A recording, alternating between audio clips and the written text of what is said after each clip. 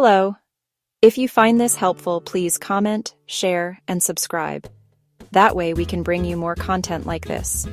We are so glad you are here with us today.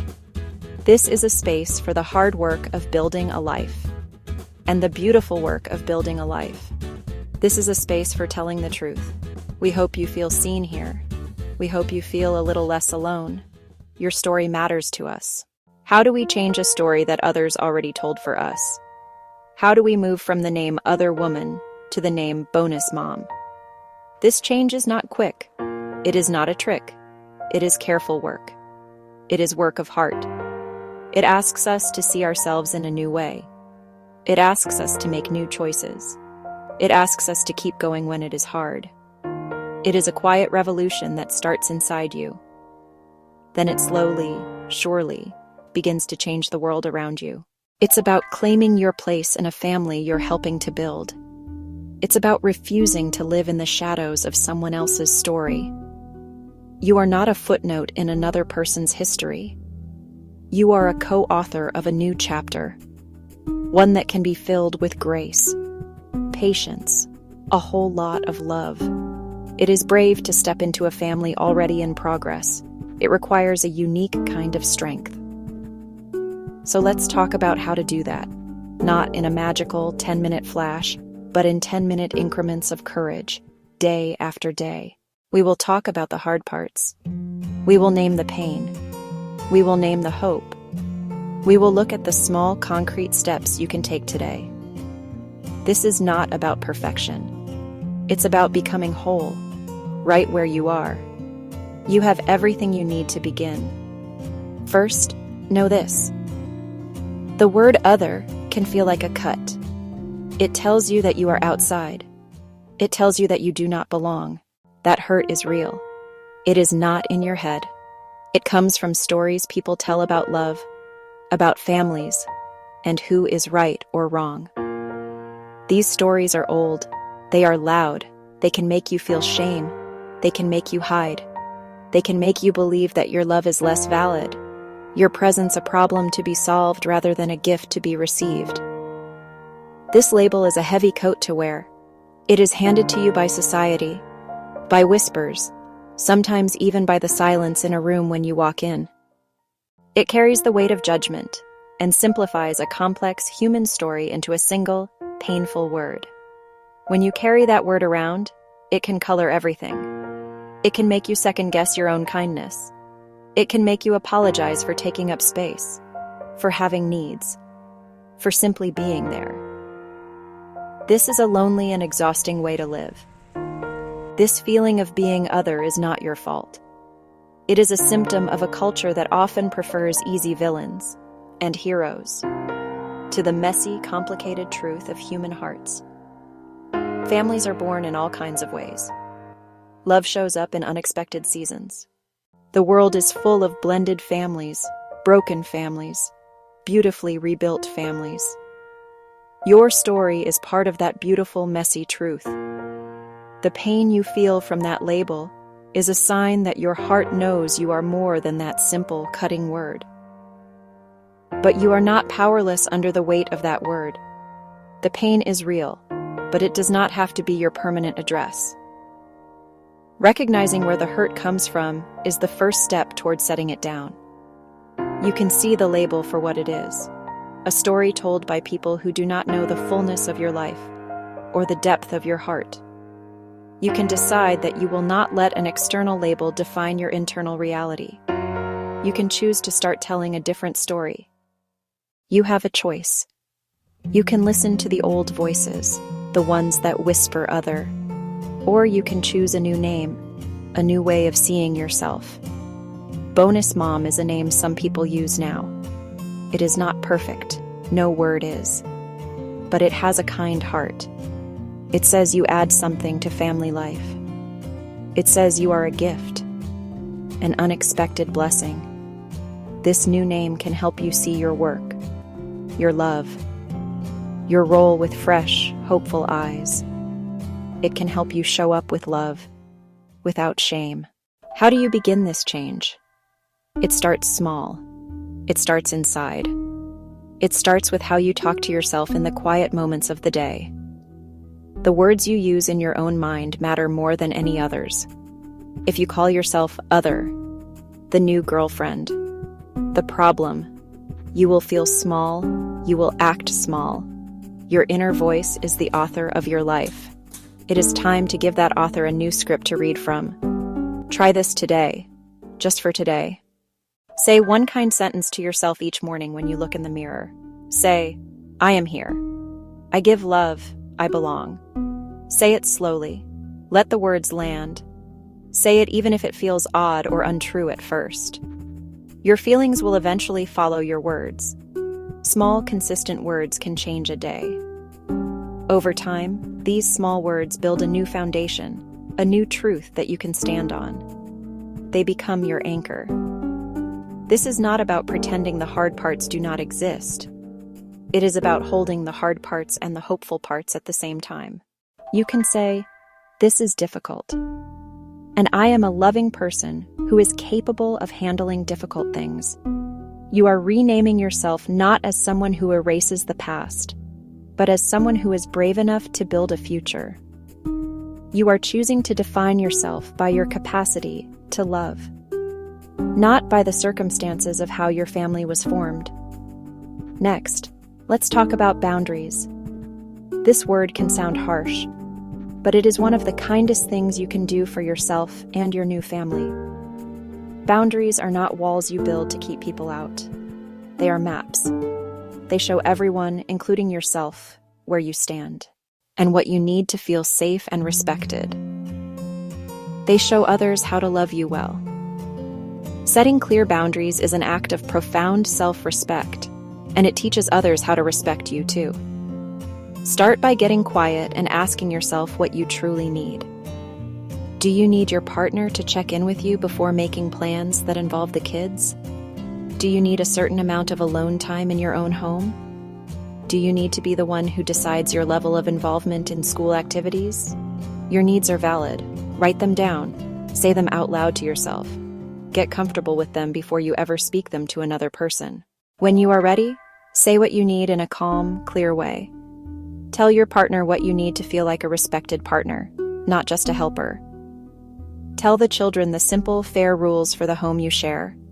Keep your tone steady. Keep your words simple. For example, I feel respected when we make decisions about the weekend together. Or to a child. In our house, we speak to each other with kind words. You do not need to over-explain or justify your needs. At first, others may test these limits. This is normal. It is human. Change asks for practice from everyone involved. Be kind, but be firm. If a boundary is crossed, you do not need to create a drama. Just restate it simply. Remember, we agreed that we would talk to each other with kindness. Then, you hold the line. Another powerful step is to build small rituals of connection. Rituals help people feel safe. They create predictability in a world that can feel chaotic. A ritual is just a habit with a heart. It is a small, repeated action that says, I am here. I am steady. You can count on me. These small, consistent acts of care add up over time. They are the quiet, sturdy bricks you use to build the foundation of trust with your partner and the children. A ritual can be as simple as a short walk after dinner together, reading one book with a child every single night before they go to sleep, a silly handshake you invent together. With your partner, sending one text during the day that says, I see you, or I'm thinking of you.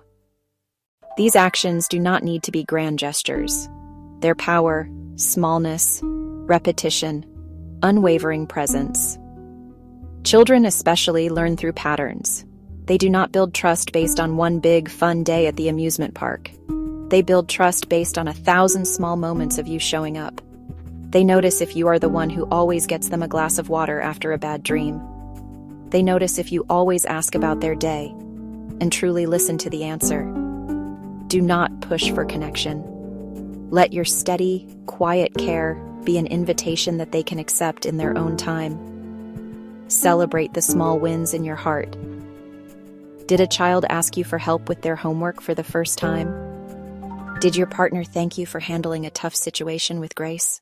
These moments are evidence that the trust is growing. Mark them.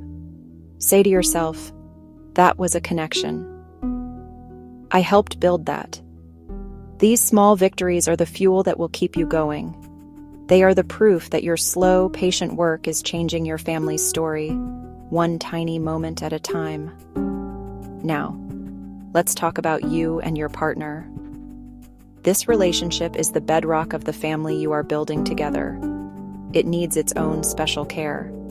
You must learn to talk with each other in honest but calm ways, sharing your feelings without blaming, listening to their feelings without becoming defensive. This is hard, brave work. It's the work of a lifetime. But you can start with one conversation. Use I statements to share your feelings. This invites care instead of an argument. Instead of saying, "You always make me feel left out when you talk to your ex," try saying, "When plans change without me knowing, I feel left out and unimportant. Can we find a way to make sure I'm included in the loop?" This approach is not an accusation. It's an invitation to solve a problem together. It keeps you on the same team. Ask questions that show you care about their experience. This journey is hard for them as well. Ask, what is the hardest part of this for you? How can I support you better when you're feeling stressed? When you show you see their struggle, it creates mutual compassion. Keep conversations focused on the present moment and the next right step. Do not use every disagreement to dig up old fights. Save big, deep heart talks for calm, connected times. Protect your partnership. Carve out time that's just for the two of you. No talk of kids, no talk of schedules, no talk of ex-spouses.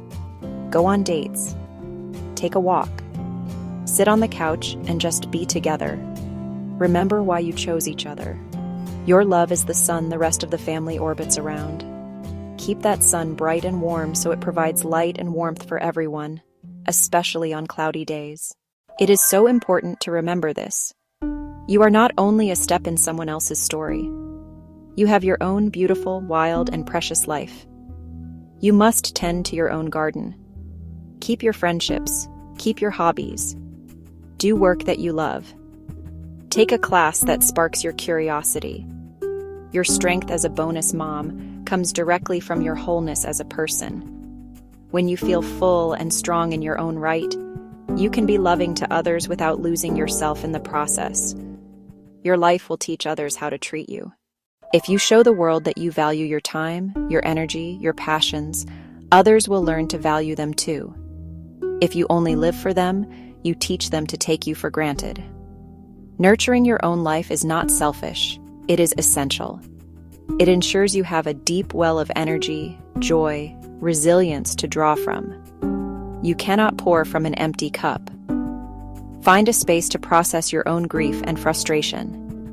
This path is not always easy. You will have moments of pain, shame, loneliness.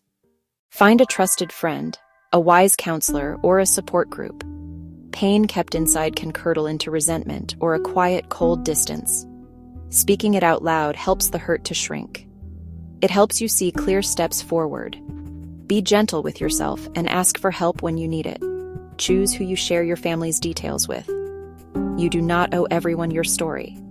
Protect your heart, your partner, the children by being discerning. Speak the truth where it matters. With your therapist, your partner, your closest friend. Be discreet with casual acquaintances or gossips. Discernment keeps your family's inner life safe and builds a circle of trust around you. It is an act of fierce love. When it comes to the children, remember this one thing above all else. Let them set the pace. Children notice more than we ever think they do. They watch your tone of voice, not just your words. They learn if you are safe by the look in your eyes, by the small gestures of your hands, by the steady rhythm of your presence. If you consistently show up with kindness and stability, they will begin to see you as a safe person in their world. You cannot demand trust, you can only earn it. Do not push too hard for affection or for a specific title. Let the relationship unfold organically. Forcing a child to call you mom or demanding hugs can create resistance and fear. Instead, focus on being a reliable, caring adult in their life. Be the person who makes their favorite snack. Be the person who knows the name of their best friend. Be the person who celebrates their good grades. Your role is to be a steady, loving presence. The name for that role will emerge naturally over time. Let trust grow like a plant. You cannot pull on a sprout to make it grow faster. All you can do is provide the right conditions: sunlight, warmth, and kindness. Water, consistent care, good soil, a stable home environment. Some days you will see a new leaf unfurl. Other days it will seem like nothing is happening. Trust the process. You're patient. Steady love is doing its work under the surface, building strong roots. There will be moments when the past comes up. A child might say, "My mom does it this way," or express sadness about their family changing. Do not take it personally. It is not a rejection of you. It is an expression of their own loyalty and loss. In those moments, your job is to be a compassionate witness. You can say, "I know. It's hard when things are different. I hear you." By validating their feelings, you become a safe harbor for their heart, which is the truest foundation of love. As we finish, I want you to think about the legacy you want to leave. Legacy is not just about the big things we accomplish. It is woven from the millions of tiny, quiet ways we choose to love every day. It is about the rules of kindness you hold in your home. It is about how you teach children, by your own example, how to care for others with compassion. If your ultimate goal is a life built on love and respect, then take one small action today that aligns with that goal. Maybe that one action is saying yes to a game of catch with a child, even when you are tired. Maybe it is saying no to engaging in gossip about your partner's ex. Maybe it is letting your partner shine in front of their family, stepping back so they can have a moment of connection. These small, conscious choices are what make up a life of love. They are the stitches that mend what was broken and create a new, strong, beautiful fabric. There will be days when you feel weak, when you feel like you have failed. That is okay. That is part of being human. You can rest. Rest is not quitting. It is part of the work. You do not fail when you need to recharge. You are simply allowing yourself the space and grace to return to the work stronger and with a clearer heart. You are not alone on this path. So many are walking it alongside you. Find their stories. Listen to their wisdom. Let their journeys remind you that peace and love are possible. You are more than a label. You are a person who loves. You are a person who cares for children and builds a home. You are a person who can choose compassion and strength every single day. Choose the small steps. Choose the steady care. Choose to name yourself by the love you give, not by a story that was never yours to carry. Your heart is your guide. Keep it clear. Keep it kind. Over time, you will not only change how others see you, you will change how you see yourself. And that is the most powerful change of all. Thank you for listening. If this touched you, please comment, share, and subscribe. Tell us one small step you will try this week. We will read and learn with you.